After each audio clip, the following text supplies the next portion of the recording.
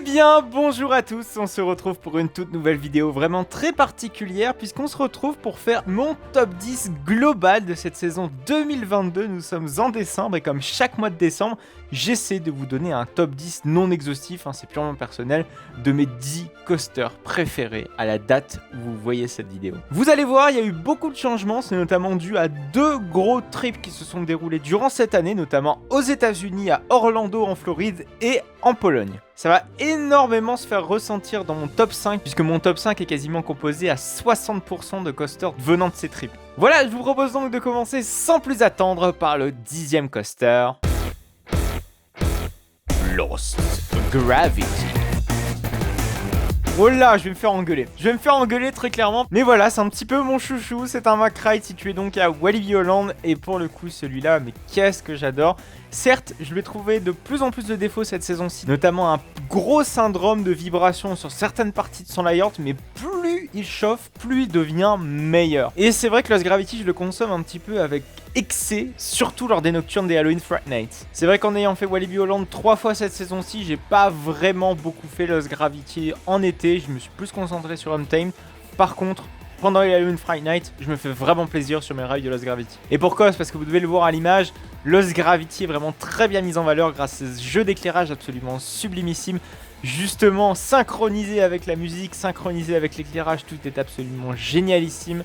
Certes, son débit fait vraiment pas le figure au parc, qu'on peut très aisément se retrouver avec un 2 heures d'attente au Halloween Friday Night, mais ça j'ai l'impression que ça fait partie un petit peu des coasters récents de Walibi Holland. Untamed a un petit peu ce problème là, mais je sais pas, ça reste mon coup de cœur, toujours ces gros airtime en première partie de layout, et sa partie un petit peu bizarre que je retrouve dans aucun autre coaster, qui est vraiment propre à ce type de coaster qu'est les Big Dipper. Mais ça s'explique pas, j'ai envie de dire. Certains coasters se retrouvent à cette place sans explication particulière. Mais une chose que je peux vous dire vis-à-vis de ce coaster, c'est que ça reste l'un de mes coups de cœur qui reste ancré encore et toujours dans mon top 10. L'Air Coaster. L'Air Coaster, c'est un coaster tout nouveau qui est apparu donc dans mon top 10 grâce à mon trip en Pologne. Et ce trip en Pologne a fait escale donc à Legendia pour découvrir ce merveilleux L'Air Coaster. Et franchement, putain que c'est excellentissime. Jamais je me serais dit que Vekoma allait un jour nous faire un coaster pareil. Quand on monte sur le lift qui est ultra rapide et qu'on rentre dans cette merveilleuse first drop qui vous aspire à n'importe quelle place, et je souligne bien à n'importe quelle place, on se dit putain, mais qu'est-ce que ça va donner la suite quoi. Déjà, rien qu'à la first drop, j'étais déjà conquis. Mais ce qui va suivre derrière est encore plus incroyable. On enchaîne une énorme partie âgée qui m'aurait d'habitude dérangé, je vous avoue, parce que moi je suis pas un grand fan des grandes parties âgées. Mais c'est du voile noir, de la first drop jusqu'au prochain airtime. C'est incroyable. Le dive loop qui suit n'a aucun hang time. C'est que de l'intensité. Et là arrive le premier airtime et la suite avec les différents airtimes, tous assez variés pour le coup. C'est vrai qu'il n'y en a pas forcément un qui se ressemble.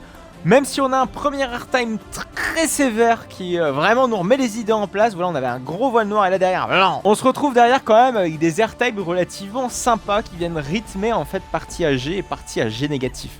Et c'est tout ce que j'aime dans les coasters, c'est vraiment avoir des coasters très rythmés. Et l'Air Coaster justement, c'est tout ce que j'aime dans un coaster, c'est le rythme. Grosse dose de G négatif, grosse dose de G positif, en alternance, etc. etc.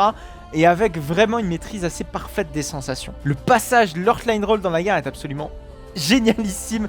La partie juste après la gare où on se retrouve en rase mode, j'aime beaucoup ce passage. Pour parler un petit peu de la thématisation de l'attraction, c'est vrai que ça reste assez simpliste, ultra efficace. Quand on rentre dans la zone, on a vraiment une ambiance assez sympa finalement, interconnectée à travers le parc. Voilà, pour moi les points forts de l'Air Coaster, c'est sa théma, plutôt sympa. Et le ride, bon, là je vous en ai fait suffisamment l'éloge, mais vraiment c'est un ride absolument génialissime, avec maîtrise, parce qu'il y a d'autres coasters qui mélangent également ces deux types de sensations, sans être autant convaincant qu'un L'Air Coaster. Mako.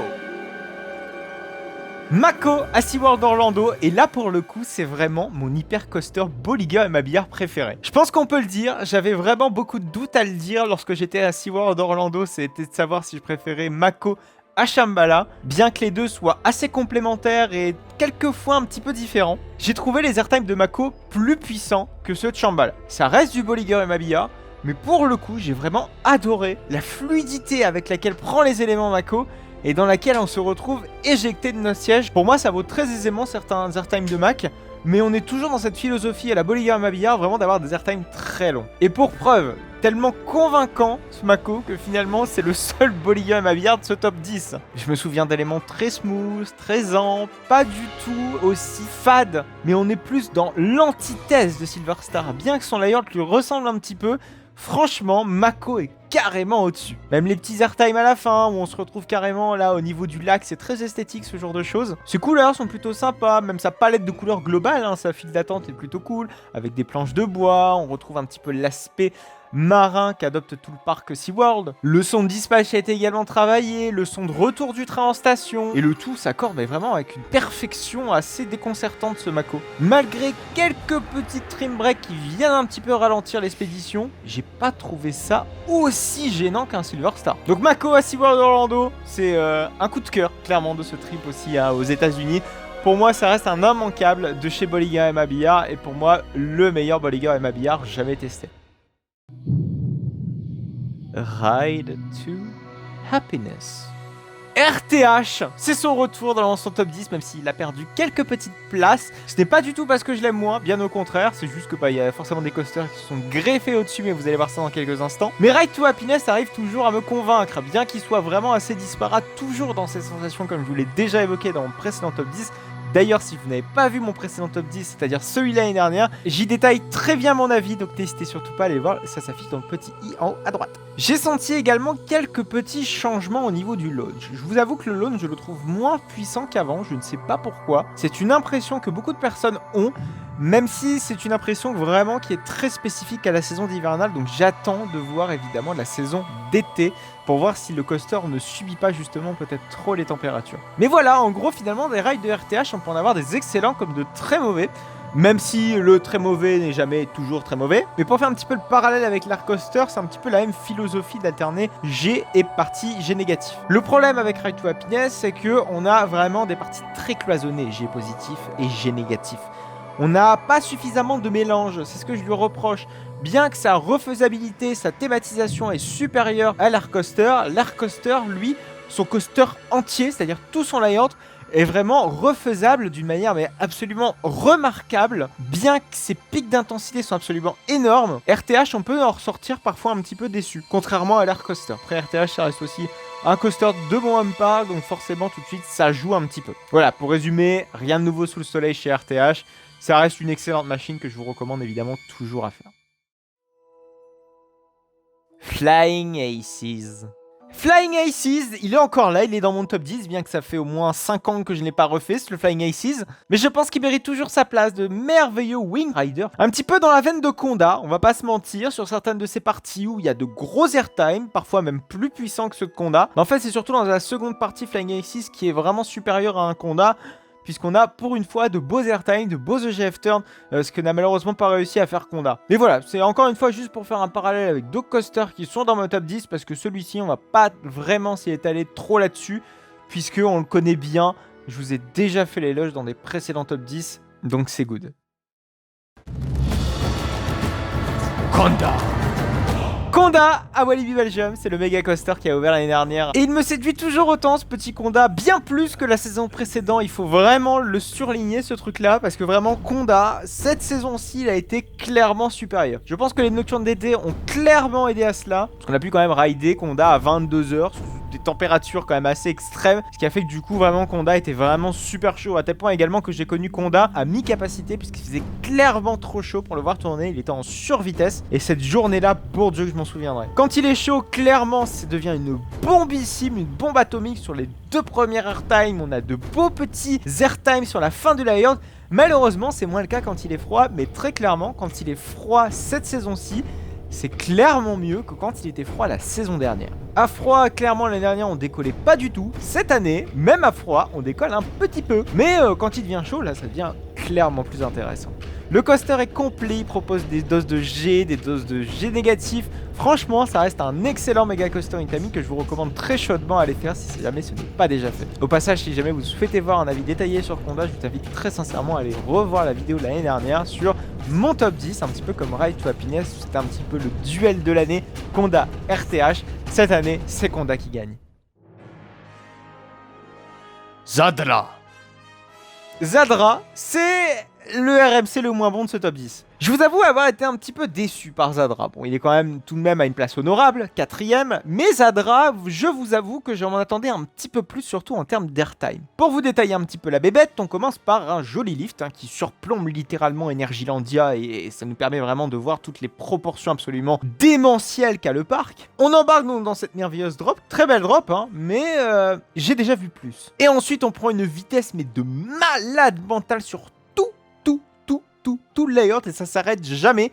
Ça trace avec quelques airtime que l'on croise en chemin. Ça dépend évidemment si on a de la chance ou pas. Et visiblement sur Zadra on n'en a pas beaucoup. On a du stall, on a de l'airtime, on a du virage, on a de la version, tout ce qui fait un bon RMC finalement. Si vous voulez, Zadra c'est un petit peu comme Taron. On en ressort, on dit putain c'était génial. Avec du recul, ça manque pas de folie parce que la folie très clairement on en a vraiment beaucoup là-dedans. Et ça manque d'airtime. Les deux coasters très clairement sont en fait axés vitesse et non airtime. Très clairement je pense qu'il faut mettre les barres sur les T si je peux m'exprimer ainsi. Zadra c'est clairement de la vitesse, c'est pas de l'airtime. Et c'est pas un défaut, regardez, il est en 4ème place. Mais le rythme est moins bon que d'autres coasters. Le rythme est clairement moins bon. J'ai carrément préféré un rythme de l'air coaster à un rythme de Zadra. Mais Zadra, après tout, ça reste génial, ça reste majestueux, il y a de la belle théma, il y a de la belle musique. Par contre, son plus gros défaut finalement, c'est sa file d'attente qui est extrêmement longue et donc on aimerait avoir un petit peu bypassé le tout. Même si quand la petite porte là au bas des casiers est ouverte, c'est la fête au village. Mais quand ça ne l'est pas, vous êtes obligé de vous coltiner toute la file et là, c'est un petit peu gênant très clairement. Mais Zadra, ça reste comme tous les RMC des excellents coasters. Un excellent coaster en particulier à Energylandia que je vous invite vraiment très aisément à aller tester. Ça coûte pas si cher que ça d'aller le tester. Ça reste un trip très faisable et Zadra, vraiment, ça fait partie un petit peu des hits européens malgré tout. Mais je pense que c'est purement personnel, ce n'est pas un coaster qui m'affecte tant, contrairement à d'autres coasters que vous allez voir juste au-dessus. Objectivement, on peut pas nier que Zadra est un mauvais coaster, loin de là même. Ça reste juste personnellement un excellent coaster qui m'a marqué, mais pas un coup de cœur, vous voyez? Velocicoaster. Velocicoaster, c'est le gros Intamin de Universal Island of Adventure. Et celui-là, qu'est-ce qu'il est bien supérieur à Taron. Tous les défauts finalement que je le reproche à Taron, Velocicoaster ne les a pas. Bon, même si Taron a quand même une théma un peu plus jolie et beaucoup plus travaillée dans sa globalité et plus originale surtout, le layout de Velocicoaster lui est bien supérieur. Je rappelle, si vous n'avez jamais vu la vidéo à Universal Island of Adventure, je vous invite très clairement à aller la voir. J'y détaille vraiment très bien mon avis sur Velocicoaster en direct du parc. Mais avec un petit peu de recul, c'est ce que fait finalement ce top 10, on va essayer un petit peu de récapituler l'entièreté du layout et dire finalement ce que j'aime le plus et ce que j'aime le moins. Avant cela, on va parler un petit peu de la théma et de sa file d'attente qui avance du tonnerre grâce au débit que possède le coaster. C'est l'un des Intamides vraiment qui débite le plus et ça c'est assez impressionnant, ça part tout le temps. Grâce notamment au système de casier qu'on a au pré-embarquement, ça permet au moins au visiteur de lâcher son sac et d'éviter de potentiels ralentissements en station. Ce que j'aime beaucoup dans sa file d'attente, c'est qu'on a des points de vue absolument énormissimes sur certains éléments du layout, dont la toute dernière inversion que je reparlerai juste après. On a une super vue sur le lac, une superbe vue sur la first drop, franchement c'est incroyable, un cadre idyllique. On en vient à sa partie intérieure où on voit notamment le train de Velocicoaster prendre de la vitesse et se faire courser par des raptors. C'est un très bel effet qui marche super bien et c'est le vrai train de Velocicoaster, c'est pas du tout une projection, bien qu'on pourrait le croire. Après on a les différentes salles, ces différentes salles on n'a pas vraiment le temps de les voir puisqu'on passe vraiment très vite puisque le coaster a un débit absolument énormissime comme je vous l'expliquais juste avant. On a également les animatronics de Raptor dont je n'ai jamais vu des animatronics aussi putain de réalistes. C'est assez impressionnant de voir à quel point ils ont réussi à recréer les mouvements de la peau d'un dinosaure. On en arrive aux différents pré-shows, notamment juste avant l'embarquement où on a cet énorme écran géant qui vous met un petit peu dans l'ambiance. Et tout est fait avec vraiment détail et finesse puisqu'on retrouve vraiment les réels éléments de décor dans ce film dans l'attraction. Donc on embarque dans ces trains qui sont absolument sublimissimes. Putain, c'est les plus beaux trains Intamin que j'ai pu voir avec de la lumière sur les côtés, mais vraiment d'une manière classe, ça fait pas du tout Jackie Tuning. Le train est très ergonomique finalement comme tous les Intamin. On dirait que les trains de Taron c'est les trains 2.0 et là c'est les trains 2.1. On sent une petite amélioration que ce soit esthétique et même ergonomique. Donc on entame la première partie qui s'apparente un petit peu visuellement à ce que c'est faire Taron. On a un peu d'airtime, on a pas beaucoup de vitesse finalement. On a de long time grâce à des inversions, chose que n'a pas Taron. On a énormément de head chopper avec des raptors qu'on a l'impression vraiment qu'ils vont nous foncer dans la gueule. Des rochers, de la végétation, de l'eau aussi, vraiment beaucoup d'effets sensoriels qui viennent un petit peu perturber notre ride. Bien que cette partie soit pas aussi sensationnelle que la seconde, on va y venir dans quelques instants, celle-ci démontre vraiment tout son intérêt, une sorte de mise en bouche qui est vraiment loin d'être inintéressante. C'est une genre de balade à vitesse modérée qui propose vraiment des sensations très particulières et vraiment intéressantes. On entame la seconde partie qui est pour moi la partie la plus intéressante, c'est juste après le second launch. Donc on prend de la vitesse, on prend de la vitesse, on prend de la vitesse, on prend de la vitesse et on arrive sur le gros top hat. Et sur ce top hat, on se tape un merveilleux airtime, un airtime qui nous envoie voler jusque je ne sais où, pour derrière se faire aspirer par la first drop. Et mon dieu, merci Intamin de nous avoir pondu des longs trains, parce que vraiment quand on se trouve à l'arrière de ce train là et qu'on se tape cet airtime, du pur bonheur. Grâce à cette vitesse qu'on a acquérie donc dans la first drop, on en arrive au peut-être l'un des meilleurs éléments de Velocicoaster, c'est le Zero G-Stall. Ce Zero G-Stall est tellement interminable que vous vous dites mais putain, mais quand est-ce que ça va revenir à l'endroit cette connerie? On voit les gens en contrebas dans les allées nous regarder, c'est impressionnant la sensation qu'on a là-dedans. C'est vraiment supérieur au stall de Zadra. Et là donc on entame une grande partie AG, mais cette partie AG est à chaque fois ponctuée d'airtime et ça c'est vraiment super fort.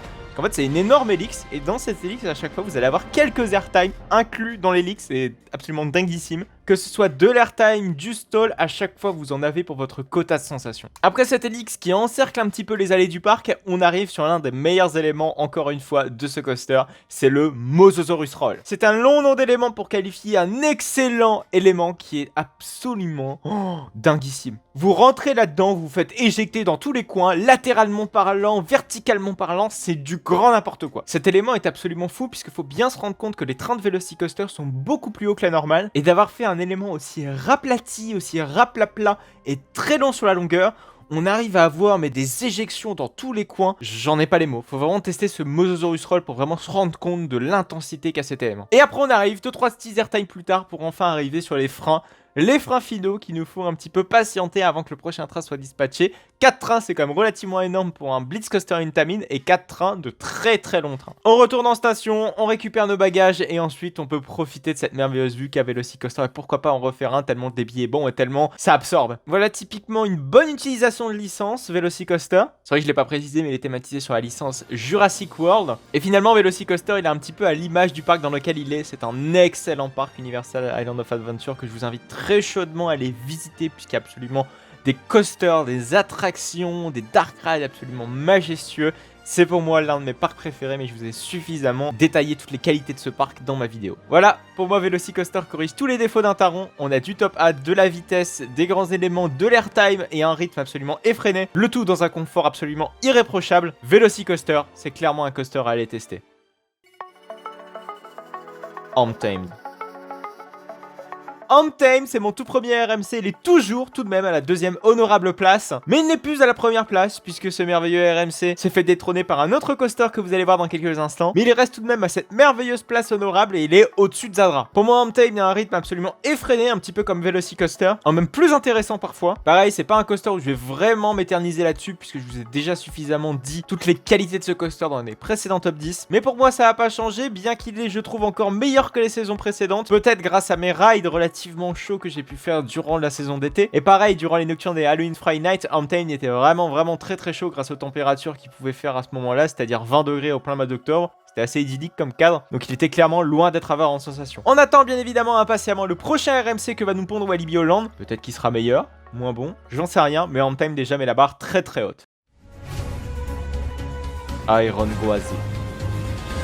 Iron Gwazi, que dire à propos de ce coaster tellement il a de qualité. Déjà j'en attendais beaucoup avant même d'arriver sur le parc. Dès votre arrivée sur le parc, vous avez une énorme vue sur le lift qui dépasse de Iron Gwazi. Autant vous dire que vous êtes généralement très frustré quand vous ne commencez pas par lui. Mais bon, on se réconforte très vite par les excellents rides que peut proposer le parc. Mais quand on y en arrive, on se dit putain, l'heure est arrivée. Déjà quand vous faites le tour du parc, vous voyez toujours au moins un bout qui dépasse de Iron Gwazi, qui vous nargue limite pour vous attirer vers lui. Et quand vous êtes enfin dedans... on va y détailler ça. Bon déjà la file d'attente est plutôt simpliste, on a du parc à bœufs à droite et à gauche. Moi j'ai eu la chance de pouvoir vraiment chain rider Iron Gwazi grâce à un beau 0 minutes d'attente et ces 2 trains qui tournaient, ça c'est beau. Donc j'ai pu vraiment bien exploiter tout le potentiel de l'attraction. Donc on arrive, on installe notre lap bar, donc on arrive sur le lift, on monte indéfiniment et on en arrive sur la first drop. Et cette first drop, bien qu'elle fasse 1 degré de plus que Zadra, vous décollez vos tripes là-dedans, mais plus que Zadra, vraiment, beaucoup plus que Zadra. Les sensations sont tellement décuplées dans cette first drop, c'est ma first drop préférée. Très clairement, c'est ma first drop préférée, j'ai jamais vu aussi mieux que ça. Votre cul ne touche jamais le siège là-dedans. C'est très impressionnant. Donc vous arrivez juste en bas de la drop avec une vitesse phénoménale et vous remontez cette énorme structure très impressionnante pour entamer le premier airtime. Et cet airtime, mon dieu, qu'est-ce qu'il est long, intense, tout ce que vous voulez. Assez esthétique et en plus, vous voyez au loin tous les autres coasters que propose le parc. Et pareil, toutes les grandes proportions qu'a le parc. C'est d'une dinguerie. Et vous continuez, vous reprenez de la vitesse, vous reprenez de la vitesse, vous reprenez de la vitesse pour enchaîner éléments et airtime en hauteur absolument démentiel pour arriver donc sur le Death Roll qui est l'un des éléments très attendu de ce Iron Gwazi et qui est loin d'être décevant et qui vous envoie vraiment vous éjecter dans tous les coins un petit peu finalement comme le Mosasaurus Roll de Velocicoaster. Bien que je préfère quand même ce dernier, celui de Velocicoaster, que Iron Gwazi, celui-ci est vraiment intéressant quand même comme élément. On enchaîne donc des airtime en hauteur pour arriver donc sur le stall au-dessus de la station. Et ce stall au-dessus de la station, il est tout aussi bon que celui de Velocicoaster. Bien que ce soit un petit peu différent parce que celui de Velocicoaster, vous êtes en inversion. Là, vous n'êtes pas en inversion, mais vous avez vraiment cette sensation d'éjection latérale et en même temps de flottement qui est vraiment très jouissif. Ensuite, vous enchaînez airtime, virage, airtime. Ça s'arrête jamais. Vraiment, ça s'arrête jamais. Et on en arrive sur les freins. Et là, vous vous dites, putain, mais qu'est-ce que je viens de faire? Et pour moi, Iron Gwazi corrige un petit peu tous les défauts qu'a Zadra. Zadra, on a de la vitesse, mais les airtimes, c'est beaucoup plus modéré. Là, sur Iron Gwazi, on a les airtimes. Et ça, c'est cool. Ce qu'on pourrait reprocher à Iron Gwazi, finalement, c'est peut-être sa longueur. Mais son rythme, absolument effréné, combat finalement sa faible longueur quand on le compare à un Steel Vengeance. Voilà, je pense que objectivement, Steel Vengeance, c'est plus long qu'un Iron Gwazi, ça y a rien à dire là-dessus. Mais quand je suis arrivé sur les freins de Iron Gwazi, jamais je me suis senti frustré du fait de sa longueur de ride, très clairement. Et là on ressort du coaster avec plein de souvenirs à la tête et on se dit putain j'ai envie de refaire un tour et on se relance dans cette file d'attente. Ce que j'ai beaucoup apprécié dans Iron Gwazi, ça fait toute la différence avec d'autres RMC que j'ai pu tester, c'est notamment les petites pochettes qu'on retrouve sous le siège. Vous pouvez glisser votre téléphone, vous pouvez glisser vos caméras, pourquoi pas, vraiment. Il y a de quoi, il y a de la place sous le siège et tout est bien calé. Donc j'ai vraiment aimé le fait qu'on a un sort de petit casier sous le siège, chose que je n'ai jamais retrouvé sur d'autres coasters. On a également la musique qui est plutôt sympa, que vous entendez d'ailleurs en fond. Ça fait très tribal, ça met bien dans l'ambiance. C'est plutôt bien adapté au coaster qui est vraiment épique. Voilà, c'était mon avis détaillé sur Iron Gwazi. Si vous adorez les sensations, si vous adorez les airtimes, si vous adorez la vitesse, ce sera sans doute l'un de vos gros coups de cœur comme ça a été pour moi. Je pense qu'il mérite assurément la première place de mon top 10. C'est donc officiellement mon coaster préféré à ce jour. Voilà, c'est la fin de cette vidéo, j'espère en tout cas qu'elle vous aura plu. Si jamais c'est le cas, n'hésitez surtout pas à la liker. C'est le genre de vidéo qui demande beaucoup de travail et n'hésitez surtout pas à vous me dire quel est votre top 3 de vos coasters préférés dans la description de cette vidéo. Je vais pas vous demander un top 10 parce que sinon ça risque d'être beaucoup plus compliqué à lire. N'hésitez pas également à réagir vis-à-vis de mon top 10, à me dire si tel ou tel coaster n'est pas du tout à sa place selon vous. Ça reste une opinion personnelle évidemment ce top 10, mais ça peut ouvrir quand même des débats relativement intéressants. Voilà, on se retrouve donc très bientôt pour de nouvelles vidéos sur la chaîne. Les vidéos hebdomadaires, si je le rappelle, le mercredi et le samedi à 14 h. N'oubliez donc surtout pas à vous abonner pour ne plus manquer aucune autre de mes vidéos. On se retrouve également sur Instagram, qui est mon réseau social secondaire. Vous pourrez me retrouver de toutes mes aventures dans les parcs d'attractions en story Insta. Merci encore une fois d'avoir regardé cette vidéo. Allez, à plus tard!